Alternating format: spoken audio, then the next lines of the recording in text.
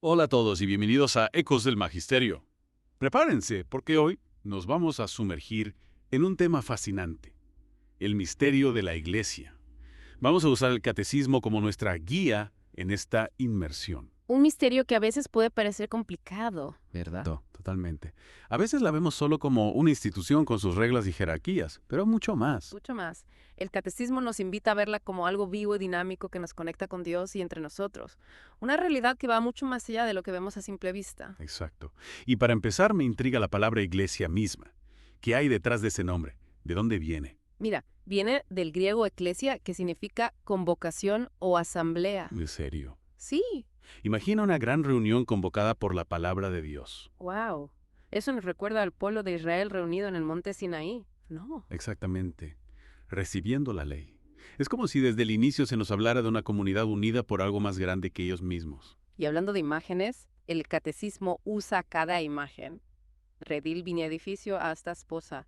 ¿Por qué tanta variedad? Es que es como un mosaico, donde cada pieza nos da una perspectiva diferente. Entiendo. El redil nos habla de Cristo como el buen pastor. Que cuida y protege a su rebaño. Claro, la viña nos recuerda la unión con Cristo para dar frutos. El vid verdadera. Exacto. El edificio, la solidez de la iglesia con Cristo como piedra angular. Y la imagen de la esposa. Esa es poderosa. Claro. Nos habla del amor profundo de Cristo por su iglesia. Cuánta belleza en esas imágenes. Pero a veces se nos olvida que la iglesia no es solo un concepto, ¿no? Existe en el mundo real a lo largo de la historia. Totalmente. Y el catecismo nos lleva en un viaje fascinante a través del plan de Dios. Así. Nos muestra cómo fue prefigurada desde la creación preparada en la antigua alianza y finalmente instituida por Cristo. Increíble. Es como una semilla que Dios plantó desde el principio. Sí. Ya. Y que ha ido creciendo a lo largo de los siglos. O sea que no es que la iglesia apareciera de la nada. No, para nada. Hay toda una historia previa que la va preparando. ¿Y qué podemos ver en esa historia? Por ejemplo, en el Antiguo Testamento vemos cómo Dios elige a Israel. Como su pueblo. Exacto. Una prefiguración de la iglesia. Y los profetas anuncian la nueva alianza eterna. Que cumple las promesas de Dios. Así es. Y luego llega Jesús cambiando el rumbo de la historia. ¿Cómo transforma Él la idea de la iglesia? Bueno, aquí es donde se pone interesante. Jesús inaugura el reino de Dios en la tierra. Ah, Y la iglesia hace ese reino presente ya entre nosotros. Aunque todavía de forma misteriosa, todavía en misterio. Él le da una estructura eligiendo a los 12 apóstoles y la nutre con su sacrificio en la cruz. Es como si Jesús pusiera los cimientos y encendiera el motor. Pero luego viene Pentecostés, ¿no? Exacto. Y con el Espíritu Santo la iglesia se lanza al mundo. Con una fuerza increíble. El Espíritu la impulsa a ser misionera, a llevar la buena nueva a todos lados. A todos los rincones del planeta. Y ahí es donde el concepto del pueblo de Dios cobra vida. Un pueblo con una misión. Exacto. Un pueblo elegido por Dios, pero no por su raza o el linaje. Sino Por su nuevo nacimiento en el agua y el Espíritu. Por la fe en Cristo. Sí. Y el bautismo. Unidos bajo Cristo como su cabeza, revestidos de la dignidad de los hijos de Dios. Pero no es cualquier grupo de personas. No. Hay una identidad, una misión compartida. ¿Y cuál es esa misión? Ser sal de la tierra, luz del mundo, instrumentos de unidad, esperanza, salvación. ¡Wow! Destinados al reino de Dios y trabajando para extenderlo aquí y ahora. Una identidad increíble, una misión grandiosa. Pero ¿cómo la llevan a cabo en la práctica?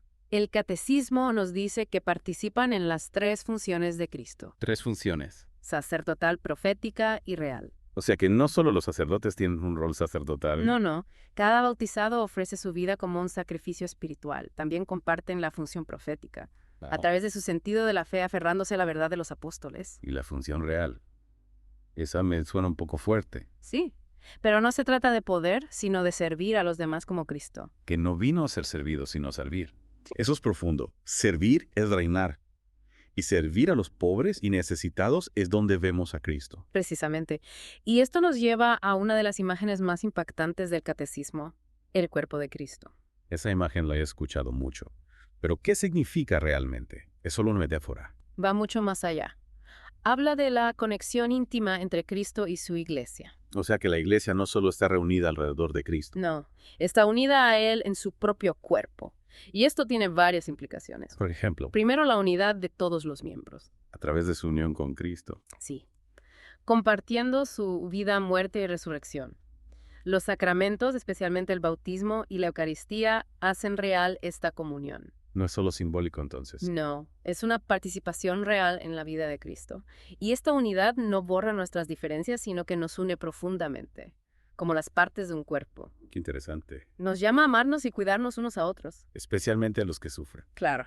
Y la segunda implicación es que Cristo es la cabeza del cuerpo. Él es la fuente de la vida de la iglesia, de su crecimiento y de su misión. Él nos guía, nos nutre, nos equipa para parecernos a Él. Estamos en un proceso constante de acercarnos a Cristo entonces. Exacto. Y esto nos lleva a la tercera implicación. La iglesia como esposa de Cristo. Aquí es donde se pone romántica la cosa. Es una expresión profunda del amor y la unidad entre Cristo y su iglesia. ¿Ya veo? Él la ama, se entregó por ella y la cuida como a su propio cuerpo. Entiendo. La iglesia es el cuerpo de Cristo, la esposa de Cristo. Ajá. ¿Vieron? Pero hay otra imagen que es el catecismo, ¿verdad?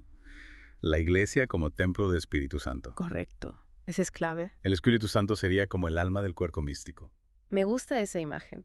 Él habita en la iglesia uniendo a sus miembros con Cristo y entre sí. ¿Y cómo actúa el Espíritu Santo dentro de la iglesia? De muchas maneras. A través de la palabra de Dios, del bautismo de los sacramentos, Ajá. por tener de la gracia de las virtudes y de los carismas. Espera, carismas. ¿Qué son? Son dones del Espíritu Santo que benefician a la iglesia y al mundo. ¿Cómo? Pueden ser extraordinarios, como milagros, o profecías, o sencillos como el talento para enseñar o servir. Qué interesante. Lo importante es que ayudan a construir la iglesia y a responder a las necesidades del mundo. O sea que todos en la iglesia tenemos algún tipo de carisma. Exacto, grande o pequeño. Eso es genial. Esta diversidad de dones impulsada por el Espíritu hace que la iglesia sea vibrante. Totalmente. Y nos recuerda que cada miembro tiene un papel único que desempeñar. Mencionaste que estos carismas deben usarse responsablemente. Sí debemos ejercerlos de acuerdo con la naturaleza del Espíritu, que es amor. No podemos hacer lo que nos plazca. Claro. Debemos estar conectados a los líderes de la iglesia que guían su uso adecuado. Se trata de trabajar juntos usando nuestros dones para el bien de todo el cuerpo. Ha sido una inmersión increíble en las imágenes de la iglesia. De acuerdo. Y en la siguiente parte exploraremos las características esenciales de la iglesia. Una santa católica y apostólica. Exacto. No se lo pierdan. Seguimos explorando el misterio de la iglesia. Ya vimos cómo es el pueblo de Dios, el cuerpo de Cristo, el templo del Espíritu Santo. Imágenes increíbles. Sin duda. Pero el catecismo va más allá y nos habla de 4 atributos específicos de la iglesia.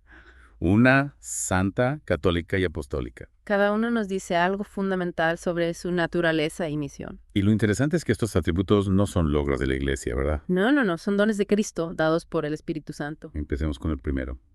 Una. ¿Qué significa decir que la iglesia es una? Habla de la profunda unidad que tiene sus raíces en la Trinidad misma. Un solo Dios, Padre, Hijo y Espíritu Santo. Exacto.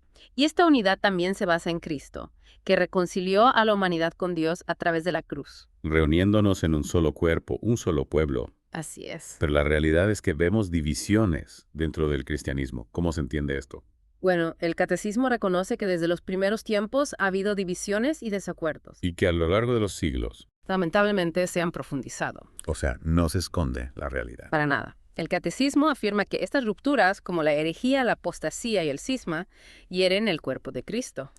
Sin embargo, también dice que quienes nacen en comunidades separadas de la Iglesia Católica no tienen la culpa del pecado de la separación. Me parece un punto importante. No se trata de culpar, sino de reconocer el dolor de la división. Exacto. Y de buscar sanar esas heridas. El catecismo nos llama a tener un espíritu de respeto y amor fraterno hacia otros cristianos. Reconociendo que ellos también están bautizados en Cristo y comparten su vida. Así es. Entonces, a pesar de las divisiones, sigue habiendo una conexión fundamental. Sin duda.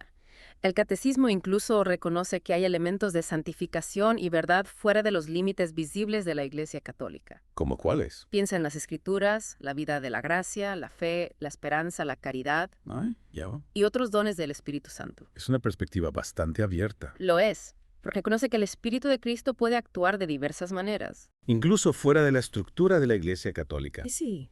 ¿Y cómo podemos avanzar hacia una mayor unidad entre los cristianos? El catecismo nos llama a la renovación y reforma constante dentro de la Iglesia, a la conversión del corazón, a un compromiso más profundo con el Evangelio, a la oración por la unidad, a un mayor conocimiento mutuo, a la formación ecuménica, al diálogo entre teólogos ¿Cuántas cosas? y a la colaboración en el servicio a los necesitados. Un enfoque multifacético. Suena como un camino largo. Lo es, pero no podemos lograr esta unidad solos. Necesitamos la gracia de Cristo, el amor del Padre y el poder del Espíritu Santo. Pasemos al segundo atributo, santa.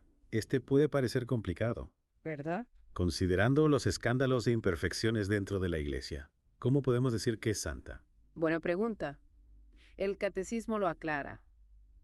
La santidad de la Iglesia no viene de sí misma, sino de Cristo. Él es la fuente de su santidad. Exacto. Él amó, se entregó por ella y la llenó con el Espíritu Santo. Entonces, la santidad de la Iglesia no depende de la perfección humana. Así es. La Iglesia es santa porque está unida a Cristo, que es perfectamente santo. Y por esta unión, la Iglesia está llamada a ser fuente de santidad en el mundo. Pero ¿qué pasa con los pecadores dentro de la iglesia? Eso no contradice su santidad. El catecismo reconoce que la Iglesia en la tierra está marcada por la imperfección. Es un cuerpo mixto. Con santos y pecadores. Exacto.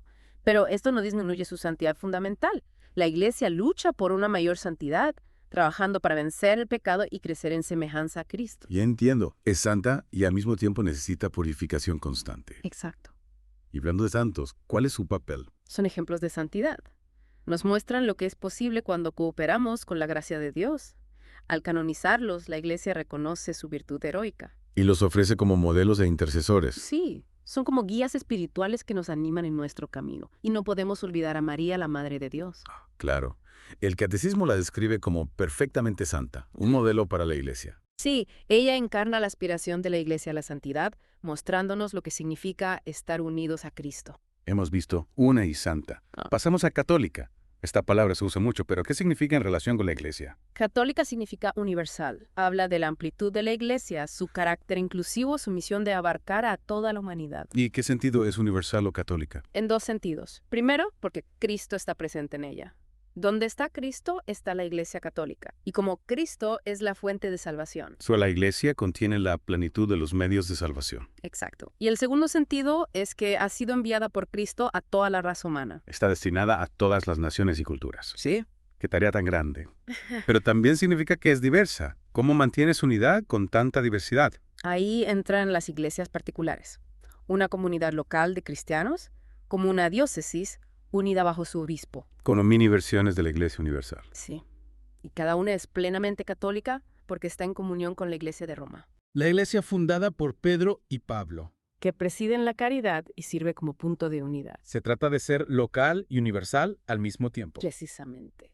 ¿Y quién pertenece a la Iglesia Católica? El catecismo dice que todos están llamados a la unidad, pero pertenecen de diferentes maneras. Quienes están plenamente incorporados son los que tienen el Espíritu de Cristo, aceptan las enseñanzas y están unidos a Cristo a través del Papa y los obispos. No es solo una membresía externa, sino una disposición interior. Exacto. Un deseo de comunión con Cristo y su Iglesia. ¿Y qué pasa con otros cristianos que no son católicos? El catecismo reconoce que, especialmente los bautizados, están en cierta comunión con la Iglesia católica y destaca la conexión con los cristianos ortodoxos. Dice que su comunión es tan profunda que casi pueden celebrar la Eucaristía juntos. Así es. ¿Eso es alentador? ¿Y las personas de otras religiones o sin ninguna fe? El catecismo dice que también están ordenadas al pueblo de Dios de diversas maneras. Menciona a quienes reconocen a Dios como creador, Y destaca el terreno común con los musulmanes. que veneran a Abraham y adoran al único Dios. Se trata de reconocer las semillas de verdad en otras religiones. Sí, y de ver el alcance universal del plan de Dios. Bien, hemos cubierto una santa católica. Ja. Profundicemos en apostólica. ¿Qué significa? Resalta la conexión de la Iglesia con sus orígenes en los apóstoles. Elegidos por Cristo para ser testigos y fundamento de su iglesia. Exacto. Significa que está construida sobre el fundamento de los apóstoles, conserva su enseñanza y sigue siendo guiada por ellos a través de sus sucesores. ¿Qué tenía de especial la misión de los apóstoles? Fueron elegidos y enviados por Cristo, testigos de su resurrección con la tarea de difundir el Evangelio. Los primeros misioneros. Sí, y su ministerio no terminaría con su muerte. Cristo les prometió estar con ellos siempre y les dio autoridad para nombrar sucesores. ¿Y cómo continúa esa misión hoy? La Iglesia enseña que los obispos son los sucesores de los apóstoles con la tarea de enseñar, santificar y gobernar la Iglesia. ordenados en un linaje que se remonta a los apóstoles, Exactamente. Una cadena ininterrumpida. que conecta a la iglesia de hoy con sus orígenes. Le da un sentido de continuidad, estabilidad y autoridad. Asegura que permanezca fiel a las enseñanzas de Cristo. Pero solo los obispos tienen misión apostólica. No. El catecismo dice que toda la iglesia es apostólica. Está enviada al mundo a proclamar el evangelio. Todos compartimos esta misión. Se trata de continuar el espíritu de los Es apóstoles. exacto. Todos somos embajadores de Cristo. Qué inversión tan iluminadora en los atributos de la iglesia. Sin duda. Hemos visto cómo es una santa, católica y apostólica y cómo estos atributos están conectados. Pero aún no terminamos. En la última parte exploraremos lo que dice el catecismo sobre la salvación y la iglesia. Profundizaremos en la frase, fuera de la iglesia no hay salvación. No se lo pierdan. De regreso a nuestra inmersión en el misterio de la iglesia. Ya hemos recorrido un buen trecho, ¿no? Desde las imágenes que la describen hasta sus 4 atributos. Una santa, católica y apostólica. Exacto. Y cómo cada uno nos revela algo fundamental. Ahora, hablemos de un tema que siempre genera debate. La relación de la iglesia con la salvación. Un tema crucial, sin duda. El catecismo dice fuera de la iglesia no hay salvación. ¿Cómo podemos entender esto?